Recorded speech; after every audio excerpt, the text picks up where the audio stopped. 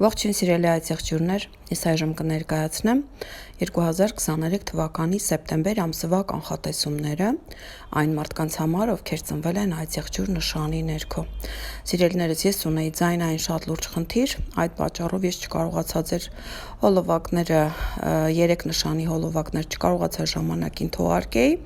սակայն անկեղծ չէի կարող, որովհետև ընդհանրապես ձայն չունեի եւ այսօր գրեթե կարելի ասել մասամբ վերականգնվել է իմ ձայնը եւ բացատրեմ թե դա ինչի հետ էր կապված, քանի որ ես ինքս արևի նշանով ցուլ եմ,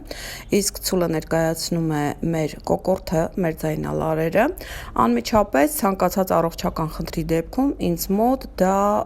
ազդում է ձայնալարերի վրա։ Եվ քանի որ իմ ձայնալարերն էլ գտնվում են շատ լարված վիճակում, այսինքն աշխատանքի բնույթով եւ ես չափազանց շատ եմ խոսում, այդ պատճառով ինձ մոտ խեղճացած վիճակում են ձայնալարերը եւ ցանկացած հարված նրանք կրում են իրենց վրա։ Սակայն ուրեմն անցնեմ սեպտեմբեր ամսվա կանխատեսումներին, ինձ թվում է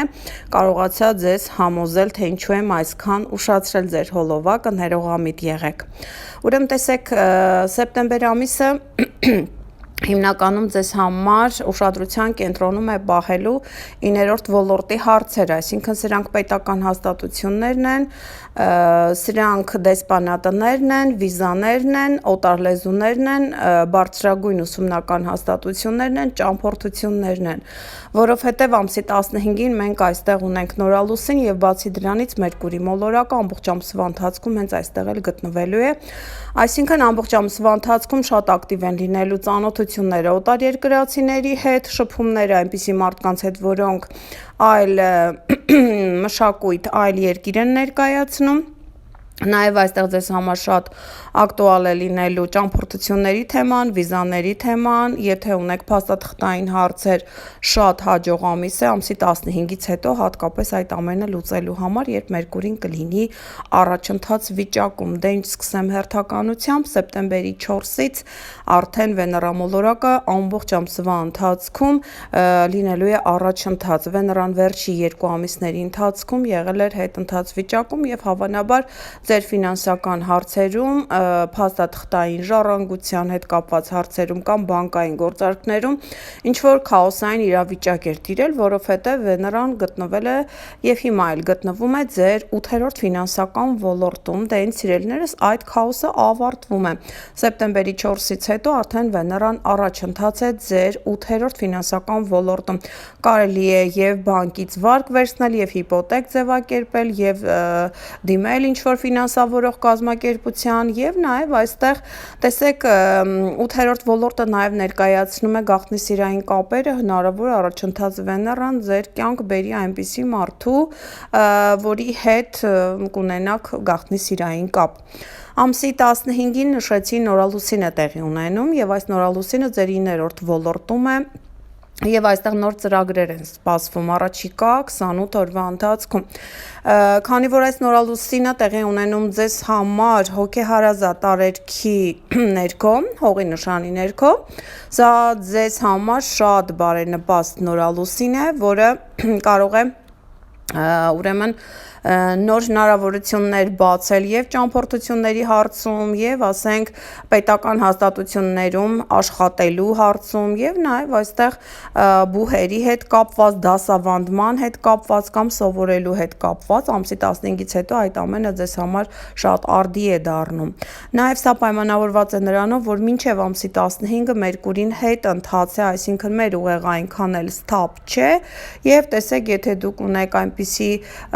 ենթադրենք դասընթացներ, քննություններ, որոնք կան կապված, ասենք, ուսումնական պրոցեսների հետ, ասենք, վարորդական իրավունքի քննություն եք հանձնում,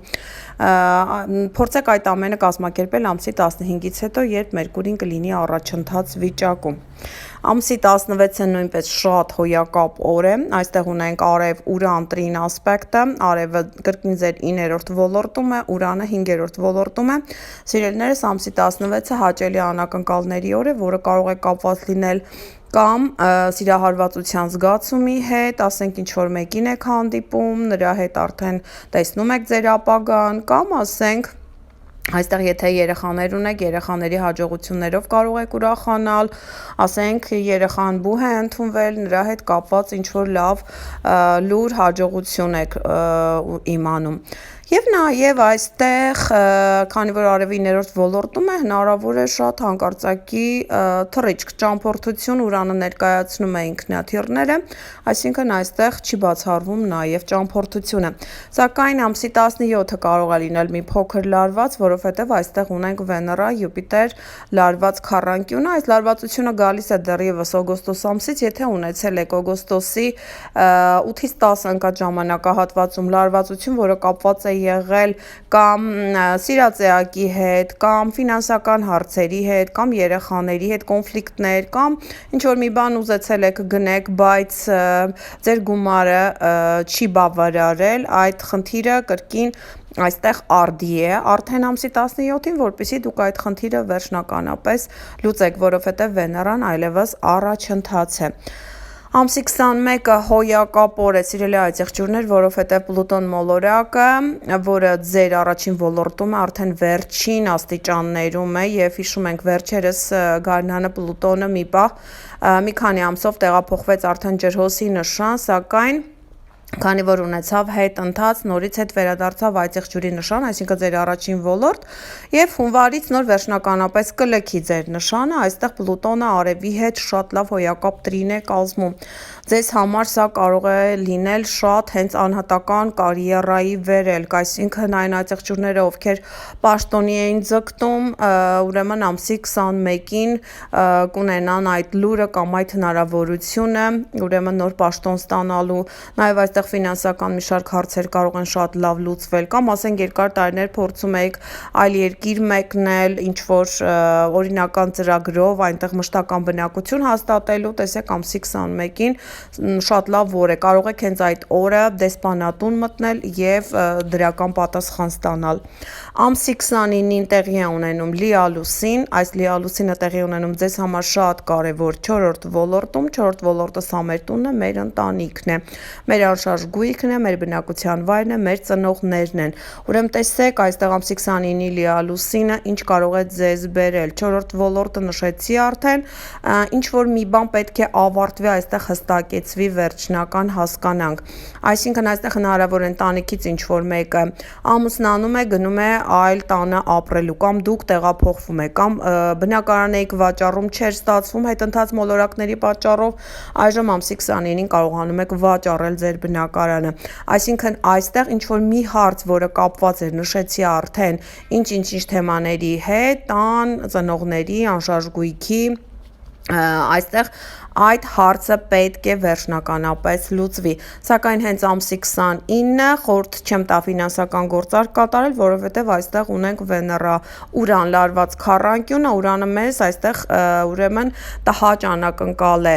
մատուցելու, Վեներան 8-րդ ֆինանսական ոլորտում է, ուստի խուսափեք հենց ամսի 29-ին ֆինանսական ինչ որ գործարք կատարելուց։ Դե ինձ սիրելիներս, այսքանը սեպտեմբեր ամսվա համար, կհանդիպենք հաջորդ հոլովակում, առայժմ։